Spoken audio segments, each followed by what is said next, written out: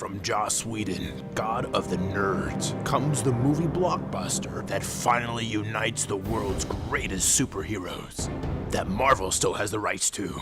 The Avengers, the ultimate 2-hour geek fantasy that blinds all nerds from admitting any legitimate criticism and put all of DC Comics on suicide watch.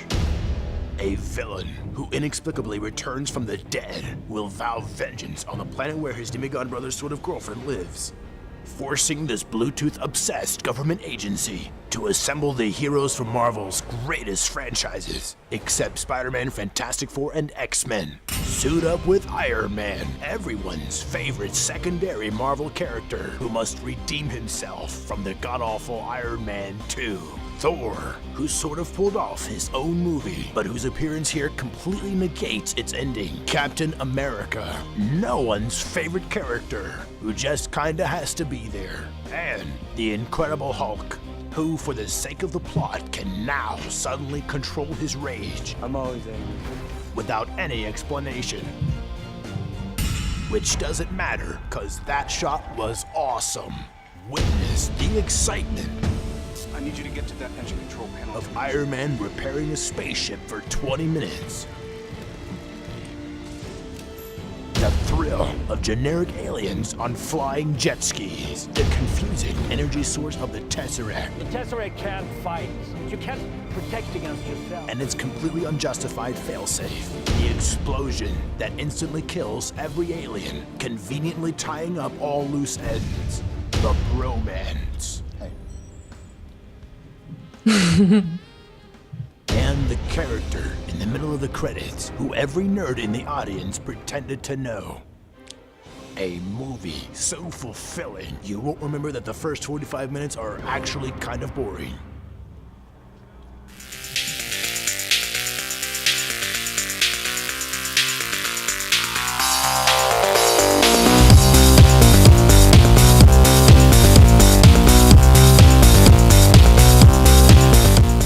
Hello, welcome to the Nexicon episode 10, the Honest Podcast.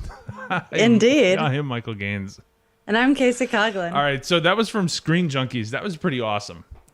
Yeah, it really kind of brings to light everything that you don't really dwell on or you don't even think about because you're being such a nerd in the moment and you're just like, it's an Avengers movie. Who cares how they're talking to each other or that Bruce Banner can, control his rage for once in his life or anything like that. I know. I was watching the movie and I've been a Marvel fan for a while, long time, many years, decades. And I just went, oh, okay, all right, I'll just accept it. Just keep it going. Just keep it going. Yeah.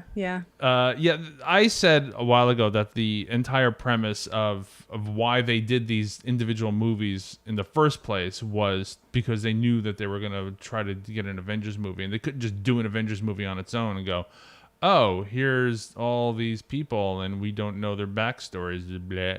So it was good. Like I thought the movies were fine. I thought the Avengers was great. And I nitpick, but even I liked it. So, no, yeah, it's kind of like X-Men First Class or any of the other superhero. A lot of the most superhero movies, really, where if you're a real big fan and know the backstory and everything inside and out, sure you can sit down and nitpick and just pull everything apart. But in the end, wouldn't you rather just enjoy the movie and glad that your little subsection of the comic universe got light shown on it for 2.5 hours? Yeah, because we all know that comic book movies and video game movies get a bad rap. Mm-hmm. So you have to be happy with what we have. It could have been a hell of a lot worse. And I'm looking at you, Super Mario Brothers movie. Oh my God, that movie was almost so bad that it was good again. No, it wasn't. The first Tomb Raider movie I had high hopes for, and it was one of those movies where it was almost good, almost perfect, almost, but just not quite. And the second one, I don't even think I saw the second one, but the second one didn't get much love either. No, at least it beat out Blood Rain by a lot. Blood Rain. Yeah. We won't speak of that movie. You know, that was a good game. It I have was. never watched the movie. You're not missing out. You can just continue living your life having not seen that movie. It's such a shame though, because I really wanted the movie to be good. Like all game or comic movies, but most of the time they fall short of even the goal of being just good. Oh, I know. That's so true. All right, let's move on to the news.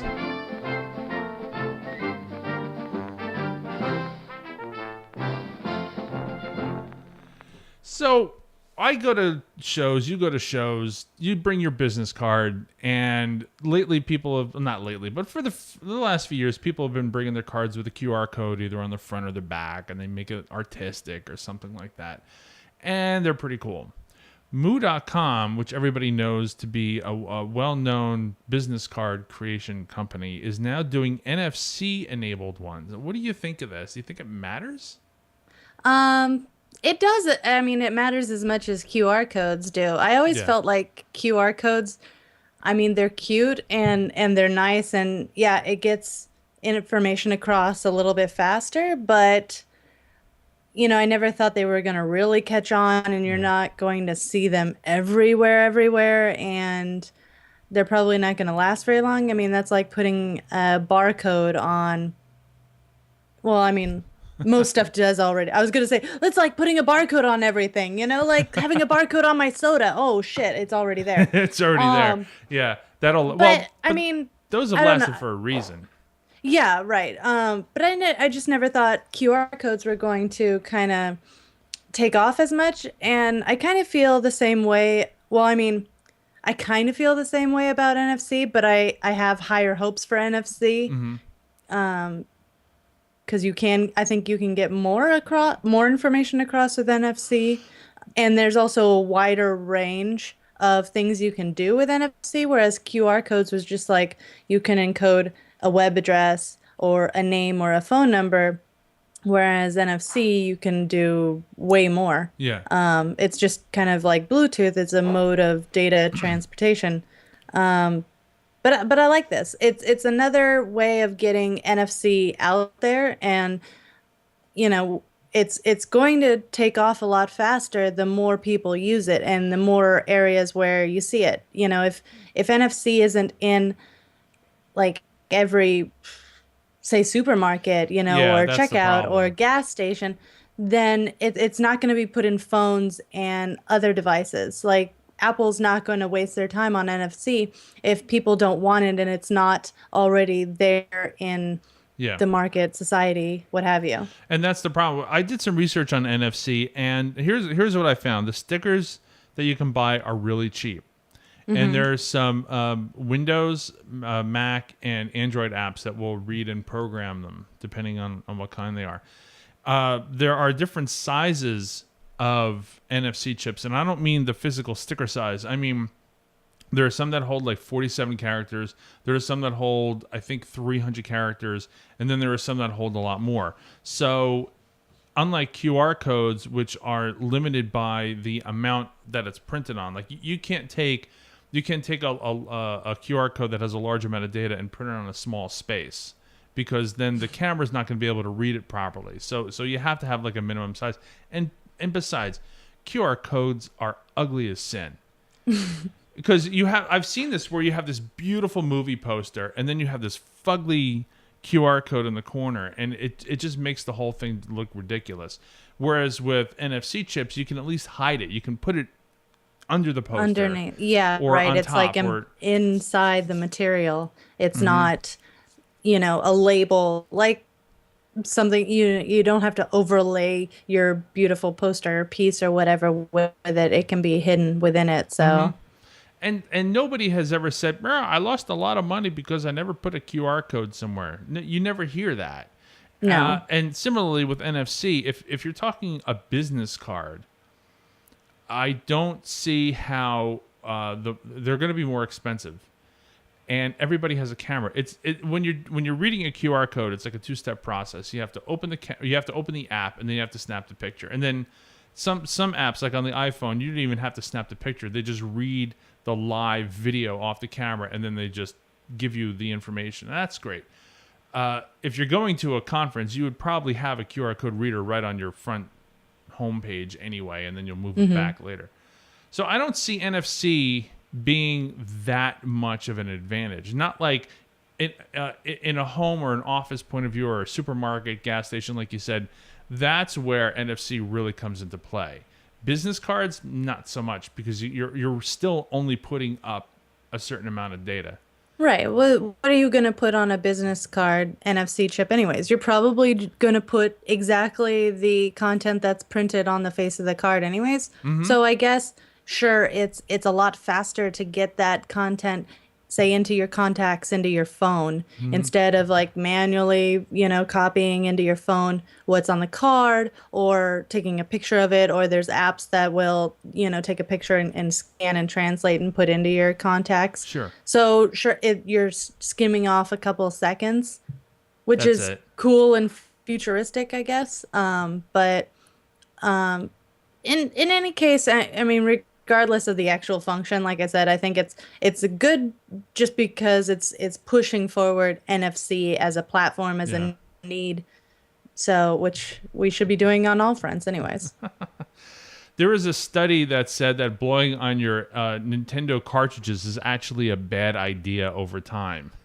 I am super glad that this has come out. There has been light put on this. I'm glad that I was able to save some time and frustration in the future, and not waste so much time blowing into my NES cartridges. Or Atari cartridges or whatever.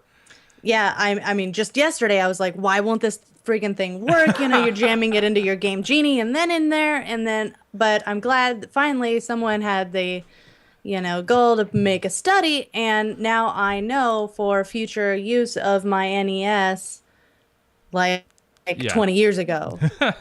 Chris Higgins at Metal Floss did this research, and I'm just so happy that this research is important and timely. Very timely. Very I think timely. I think it must have been like a 20-year study. Over time, they couldn't put these findings out right away. Obviously a year, even 5 years was just too soon to tell if this was really a bad idea. They probably knew it was kind of a bad idea, but to get a definitive answer, yes, this is a bad idea, we had to wait like 20 years. Yes. So here's what there I'm you going to go. do. I'm going to take this article. This is the most important article for gaming. And when we create systems that will allow us to send messages back in time, this is the article that I'm going to send back. That this is so goddamn important today. Because, my emulators won't work unless I blow on the original cartridge, right? yes, you're gonna have to go down into the basement or the garage and unpack them out of the boxes. What I want to see is the study of whether or not rubbing, PS1 DVDs on my shirt is really going to help before I put it into the PS1. That might be another 10 or 20-year study, so, we'll have to wait and find out. I'll just, patiently put my PlayStation games aside and wait. Casey, just admit that you're rubbing the PlayStation DVDs all over you because you're a Sony fangirl. Dude, I went into the Sony Style store the other night thinking like, oh, I'm going to take a look at this new white PS3. They're going to have it on display for sure. No. When is it out yet? I thought they came out the 25th. Maybe it was only in Asia, but I could have sworn it was out in the US on the 25th. Whatever. And what were you going to do with said white PlayStation 3? Was just gonna look at it. Just wanted to look. Name it. Visit it. Touch it. I was talking to my daughter about this, about how it's important to change things up for social, to sell something as simple as a bottle of Coke. Coke did. I have to give them props for this. They have a new system now where they're selling bottles of Coke with people's names on them. And you might think, oh, how stupid is that? But think about it. You're reaching for a bottle of Coke. It's just like when you walk into a novelty store and you see like those license plate or magnets, refrigerator magnets with people's names on them. You're grabbing the Coke with your name on it. If you're looking at Pepsi and Coke and you have, let's say, absolutely no preference whatsoever, but you see a bunch of Coke with the name Casey written on it or Michael or something like that, you're grabbing that one, I think. No? No, see, this will never happen. And much like those magnets you see at the gas station or a gift shop, never works for me because it's always spelled wrong. It's always that's right. Casey, never even close to Kecey. So it's like, well, they clearly do not care about me. But in all honesty, I feel like Jones Soda has been doing exactly this for years. They put if you send in a picture to Jones, the pictures that are on the label, they're actually sent in from people, and they put their name on the bottom, and they put every bottle has an individual picture on the label. Oh, we don't have Jones Soda out here. Oh, well, I'm sorry. No, I never heard of it. It's kind of they're kind of an indie soda company. You can only buy it in bottles, I believe, in 4 and 6 pack bottles, and they have kind of weird flavors, but they're all good. And every individual label is different, and they have like a black and white picture that was like a photograph that was sent in from somebody, and then I believe their name of the person who sent it in is on the label as well. Oh, interesting. Well, I'm looking now where Jones Soda is sold, and it says Kmart, A&P, Pathmark, Target. But maybe I just never noticed. But then again, I don't drink soda very much either. So, anyway, it's time for Zombie Operating System, the OS that will never die. It'll kind of look like it's dead, and you won't hear for it for a while. It'll kind of just lay there. Very, very still. And then when you least expect it, it'll pop up. So, HP announced, now we knew this was happening. HP announced that Open WebOS 1.0 was released the other day. Now, WebOS, for those of you that don't know, is the operating system that was running on the Palm Pres and the HP touchpads and such. I was a big fan of WebOS. Much, much more so than Android for a variety of reasons. I really liked it. I liked what they were trying to do with it. Mm-hmm. But unfortunately, HP can't sell anything. They can't market anything to save their lives. So the Palm Pre died. The touchpad died. And now what they did was they have faith in their OS. And I too, I have faith in WebOS. I really think that people are going to take this operating system and hopefully do good things with it.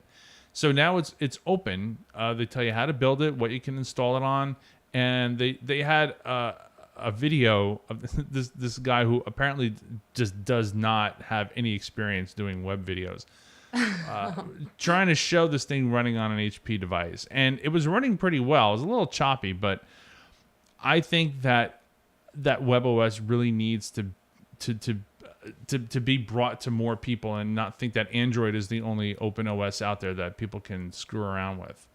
I think WebOS has a lot of advantages that can be taken advantage of. That was a terrible sentence that I just said. It was very Austin Powers-y. Yes, it was.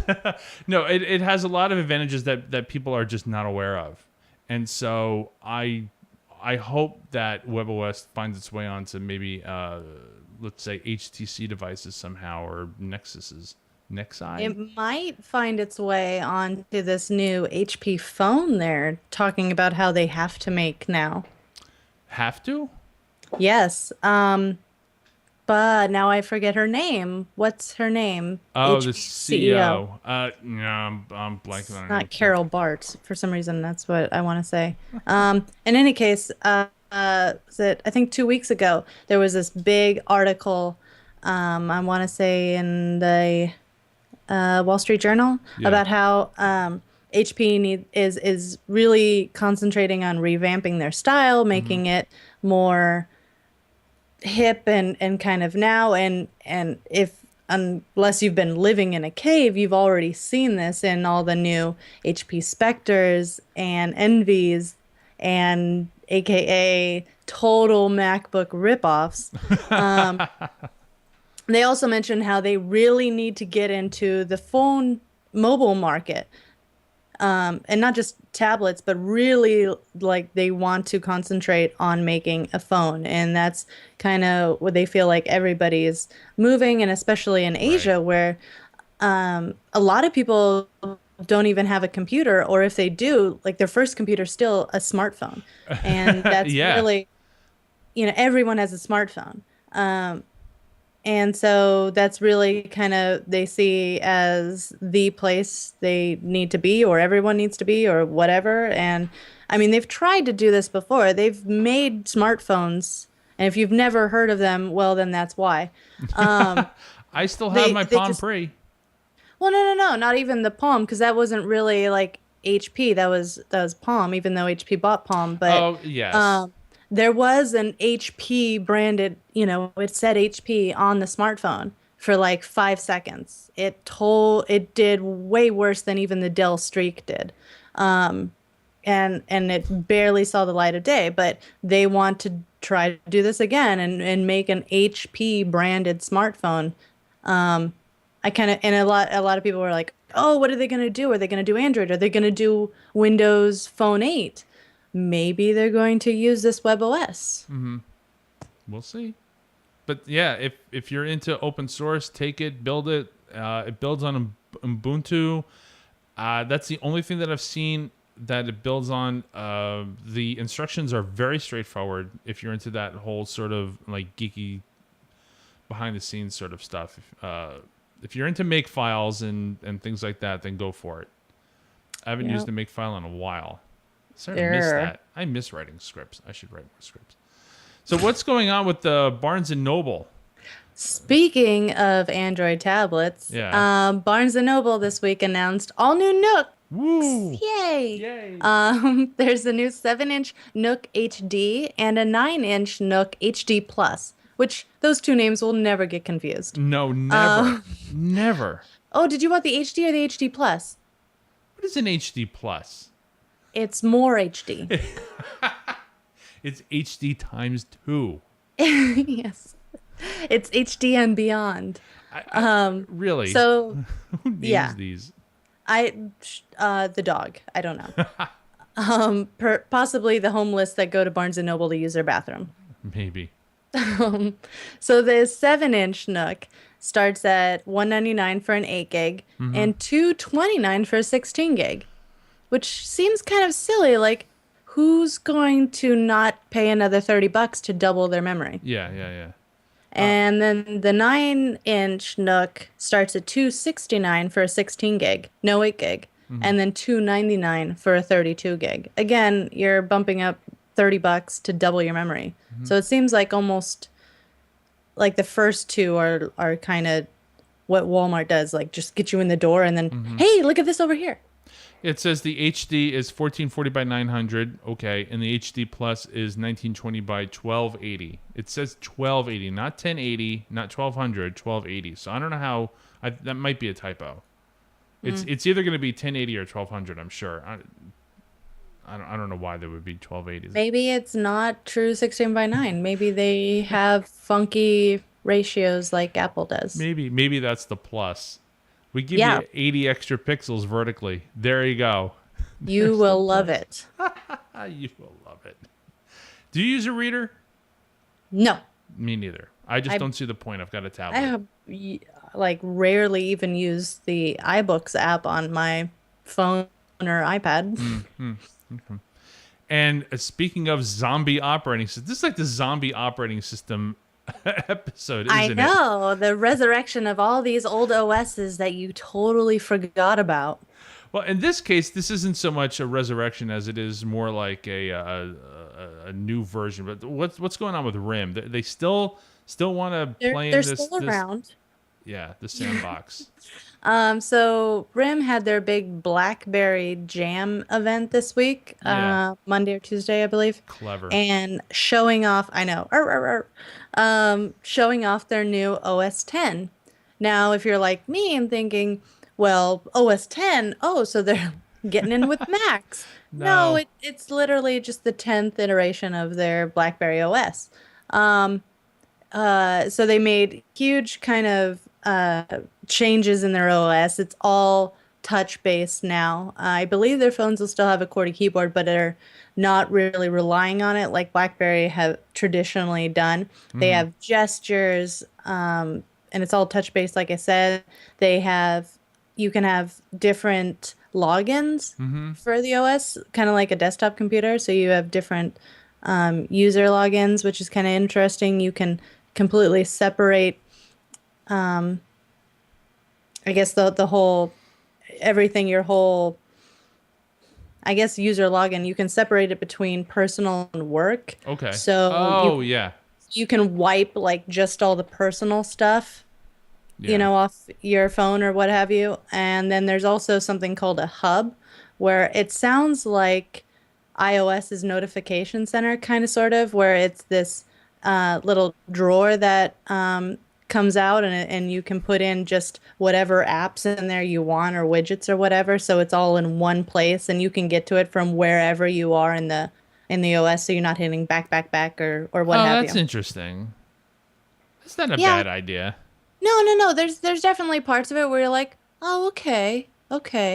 I'll wait until this comes out for a jailbreak for my iOS. But this is more evolutionary, not revolutionary. Well, it's revolutionary maybe for RIM, but It's totally revolutionary for RIM. Yeah. It's kind of evolutionary in terms of smart phone OSs. yeah, we're still waiting for the big revolution, the next revolution, wherever it may come from.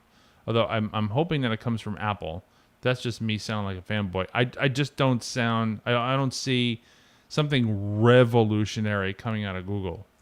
Well, right, and they kind of, a lot of tech vlogs kind of touched on this when iOS 6 came out, and everybody was like, "Well, it's just kind of a slight, upgrade. It's not revolutionary." And then to expand on that, a lot of them were saying, "Well, there's nothing out in the smartphone market today that's really revolutionary. No. They're all kind of stagnant at this. We've kind of reached this plateau of innovation. Where else are we going to go with that?" And everybody's just kind of like, and we're just kind of perfecting what we already have, Right. as opposed to making, huge leaps. No, we need to see that huge leap from the old flip phones, Nokia N95, to the iPhone. Now we have to go from iOS, Android, whatever it is, to something else. And Yeah. I'm really hoping that the brain children over at Apple are working on something big, because I'm sure they all know that iOS 6, as good as it is, you and I both love it, as good as it is, really is just a small step up. And so when No, it iOS is. 7 comes out and the iPhone 6 and iOS 7 comes out, it's got to knock our socks off. And I'm not talking Yeah. about just NFC. I mean, it's really got to be something big. They got to have some new stuff in it. I mean, iOS 6 really didn't have anything new in it. It was just upgrades and perfections on existing apps and technologies that were already there. There was nothing. I mean, the only thing that was wholly new is kind of Passbook, which doesn't at all work right now. No. Which nobody's talking about. We're all talking about the maps. Speaking of which, Hey, Tim Cook wants to apologize. He's sorry. and rightfully so, it was not ready. I don't think so. No. We'll probably talk about this more on the Infinite Loop show on Wednesday, but essentially Tim Cook just apologized for iOS 6 maps. I don't like them. I had some problems with them just the other day. I said this on the Infinite Loop show, where I was trying to go somewhere, and it didn't find one of the places I needed to go that was more in my area than the other two chain stores that were further away. And when it does find something in my area, at least in New Jersey, it finds it and it gives you a route and it works. But I wind up going to maps.google.com and using that instead. Yeah, and oddly enough, Tim kind of suggests you do that. He released an open letter to the public on Apple.com yesterday on Friday, and saying that we strive to be the best, and we really weren't in this case. We're super sorry. Hey, there's a ton of other map apps you can download from the App Store.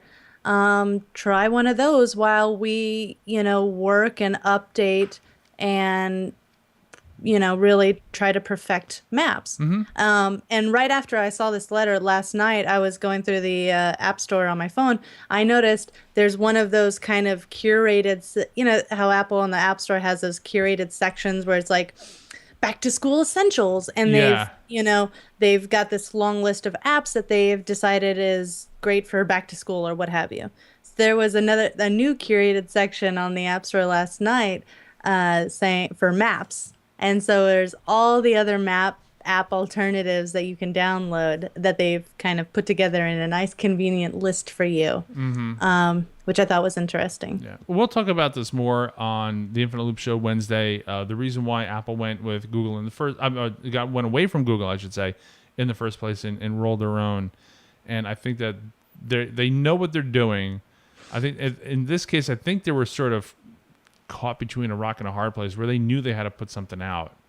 Yeah, right. And Apple never does anything without a really good, well thought out reason. They don't just do stuff on a whim. There's always a method to their madness, even if it doesn't seem like it.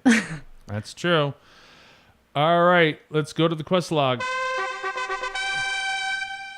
I should have used a wow sound effect this week because Pandas!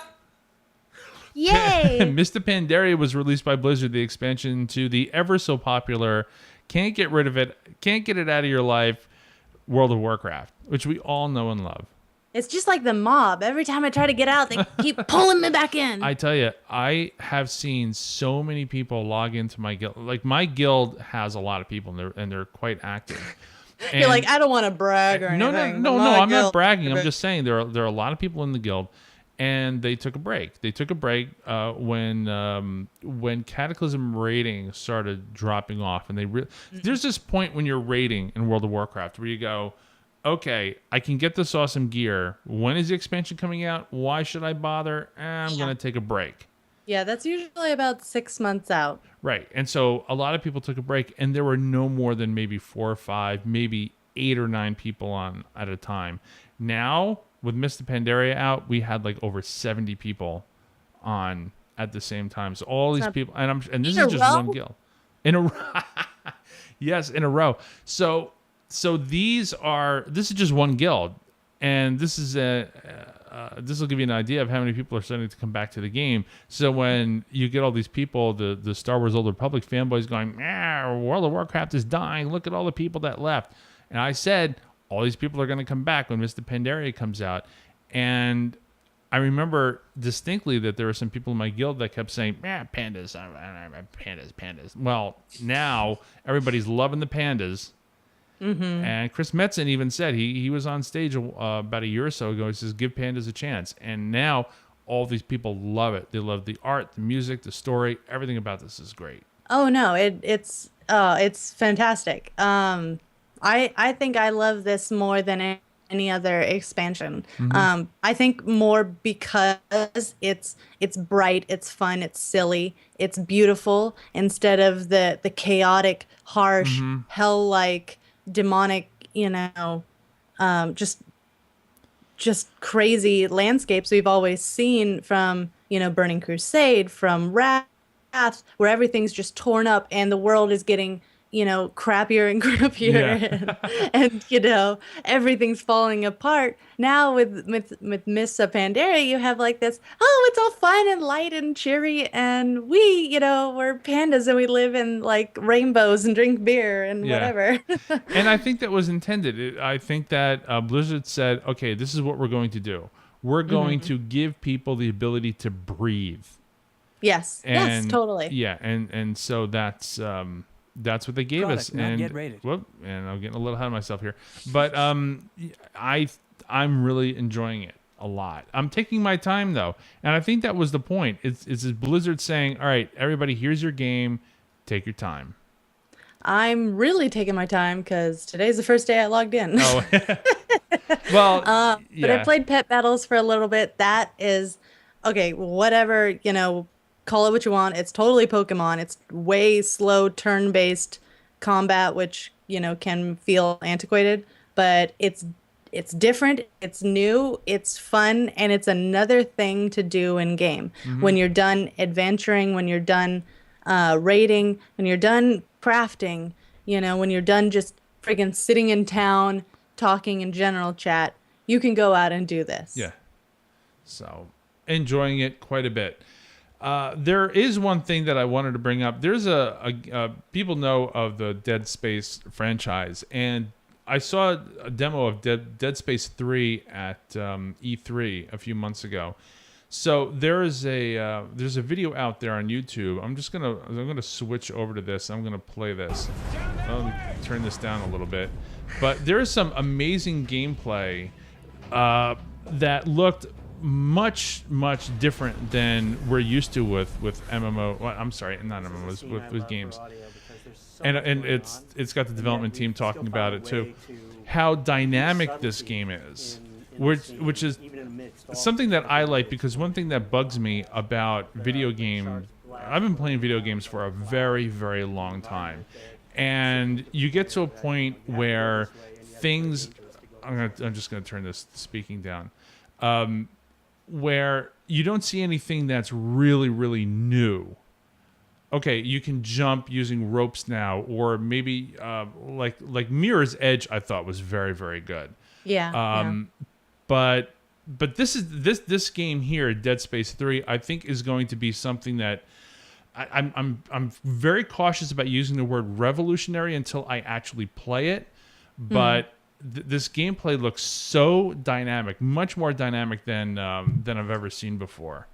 And like we're watching right now, this guy's going out in space, and he's got to get his damn helmet on, or else he's going to die. I mean, I don't know if this is a cinematic or not, but it looks like real gameplay, and it looks fantastic. And I have to say, I have not played the first two Dead Space games, but I think this is going to bring me back, especially with the love that I have for Mass Effect, where I not so much from a science fiction point of view, but just from the a game that you can get immersed in, like Dragon's Age. It reminds me a lot of Mass Effect. Yeah, except you're not banging aliens in this one, I don't think. Oh, well then I don't want to play. One of these days, I'm gonna have to play the. As an opener for this show, I have to play the clip on Fox News where when Mass Effect first came out, and they wanted to tell everybody in the world how terrible this game was, because all it was you having sex with people. If only that was the whole entire game. and they didn't realize that that part of the game is like 0.01% of the storytelling. And Jeff Keighley, Jeff Keighley's great. I mean, he's on, and he's like pounding these people, saying, "No, you're wrong." I have to play that sometime. But look for it. Look for Mass Effect Fox News on YouTube, and you'll find that. The top StarCraft player was honored with an NPC in WoW. This is if you didn't have enough reasons to play more StarCraft 2, here you go. His name is Kim Won G. G-I. I don't know if it's pronounced G or G, but his name is there. He's a fruit dealer in Mr. Pandaria, so welcome to the club. Yeah, right. What? You get an NPC in the game you don't play. Well, no, I don't know if he plays World of Warcraft or not, but maybe. But it's like, why Blizzard wouldn't property. he get a character in StarCraft if he's the top StarCraft player? That would make sense. Oh, right? I think maybe because in World of Warcraft things are much more static than in StarCraft. Well, They put it in a Blizzard property. They could give him a rock, like name a rock, and it's always there on the map or something. I don't know. No. And speaking of Mass Effect, the Mass Effect Trilogy set comes out on December 6th. I Yes. don't care. I already Yeah. have. So who does it right? Who doesn't already have all these games? So like if you were waiting for them to all come out in a prepackaged box, I don't know. I mean, Mass Effect 3 just came out in March. Right. So I don't know what they're trying to do Maybe here. there's going to be like extra stuff in this collection if they, I don't know. I mean, there has to be some sort of incentive, right? So maybe they have extra developer interviews or something like that. I did a search. I couldn't find anything that said that there was anything special, and it's just the prepackaged stuff that's Ooh, not even like a sticker or a keychain, no. something. Well, it's a new box, but that's about it. They But- should have like alien condoms in there because there's so much sex going on in Mass Effect. That's absolutely right. Yeah. I think you've got a good marketing thing going on there. Yes, Mass Effect condoms for all the alien boning you're gonna do. You want to protect That's what yourself. the whole game is about, right? It's about protecting yourself against aliens. All right, our geek of the week. Our geek of the week this week is Blizzard! Yay! Four Panda. Pandas from Mr. Pandaria. They did such an incredible job. Everybody from the developers, the art department, the composers, the marketing people, they all did an amazing job with Mr. Pandaria. And I really haven't found any, I don't know if you have, and I haven't heard of any like crazy bugs or missteps or huge mistakes with this. Yeah, there's one bug that's going on right now where people are pulled into an instance with a different ID. Oh, okay. But it happened to me once, but that was it. But that's it. Nothing else. Yeah, usually with major game launches, you hear of a lot more. Well, any major software launch, OS game, whatever. You know, there's usually more than a few bugs or little holes found when it's released to the public. But this has been fairly clean. Yeah. So good job. Good job to Blizzard. Hats off to everybody over there. And I'll probably I know I'll be talking more about that in World of Warcast, which I think I'm going to be recording after we do this show. So that'll be up later today. Yep. We heading over to talk about Guild Wars 2? I want to, though I have nothing to say because I haven't played.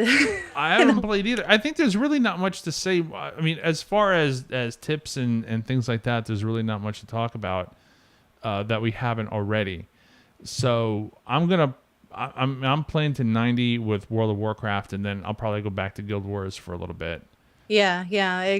Like I usually do with games, the new one comes out and I play the crap out of it, and then a couple weeks later or a month later, I slow down and I move to another game. Yeah. So I mean, Guild Wars 2 will definitely, I think, remain in my wheelhouse, but it's not getting as much play as it did, in the first couple of weeks now because pandas. Because reasons. You're not playing a panda, are you? No, I'm not. I actually made a monk. I made a night elf monk because I really am curious about the resto spec. I want to see what kind of healers they are because I like playing healers. But I just couldn't bring myself to make an actual panda. Yeah, I'm not playing a panda. I'm leveling a priest right now still, level 30 something, and I'm probably just going to stick with that character. It's for the same reason I just can't play a Tauren or the Worgens. It just doesn't. It feels weird to me to play like a humanoid animal character. Yeah. I want to play like a humanoid human. Even the Draenei are way better. Like in my opinion, I don't know. This is just me. It's weird for me. And the panda females, they look good for panda females, but they just look really disturbing to me. Like I don't want to be constantly looking at that. No, me neither. I'm not a fan of that either. So then I'm not gonna also, then I can't really play a man panda because then they're like big fat man Amanda? things. Yes, I mean, well, they're all big and fat, and so then I don't want to play that either. I'm like, oh man, okay, well, whatever. I'm just gonna go back to my night elf. Yeah, night owls, they're just always, pretty, and Because they're there hot. you go. They are.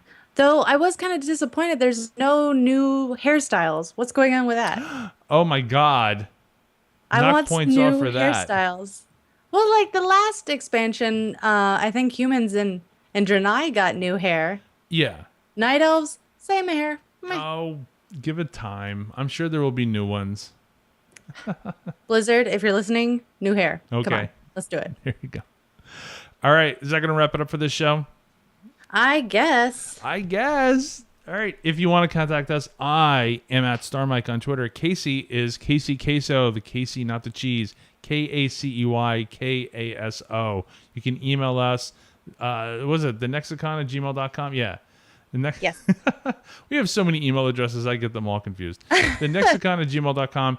And of course, you can find us on Google Plus, and you can find us on Facebook and all those other places. Yes. Send us emails. Yeah, send us email. Are you enjoying this of Pandaria? Would you rather talk about another game? Are you worried about my health this week? Are you, concerned about how hot it's been lately? Whatever. Give us a review on iTunes, what have you, and we'll talk to you next week. All right. Bye. Bye.